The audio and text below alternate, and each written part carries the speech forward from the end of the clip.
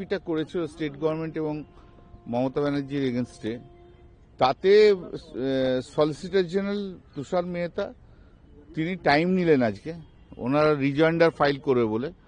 তো সেই জন্য রিজয়েন্ডার ফাইল করতে বলেছে, আর মামলা ফিক্স করেছে 18 মার্চ মামলা ফিক্স করেছে ফর হিয়ারিং। আর আমাদের পয়েন্ট অফ মেনটেনেবিলিটি ছিল যে আর্টিকেল 32 ইজ নট মেনটেনেবল।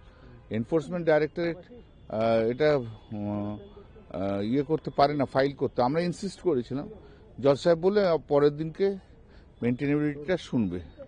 তো প্রথমে ও বলেছিল যে তুষার মেহতা বললো যে না, মেনটেনেবিলিটি পয়েন্ট তুমি সেদিনকে ইয়ে করে দিয়েছো, যদিও আমরা তুলেছিলাম, বলো তুমি ওটা আর শুনতে চাওনি। বলো না, অর্ডারের মধ্যে লেখাই আছে point of maintainability is open. অতএব পরের দিন মেনটেনেবিলিটি আগে শুনবে, তারপর মেরিটে যা বলার আছে তা শুনবে।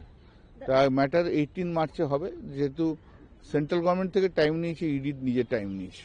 আপনি দাদা বলছিলেন কি কমফোর্টেবল আছেন আপনার দলের পর ডেট দেওয়া? আপনাকে আমি কয়েকবার শুনলাম আপনি না না, দোলের আগে না দোলের পর, আমরা দোলের পরই করো, দোলের আগে তো সম্ভব হয় না, আমাদেরও তো কাজ আসে নাকি।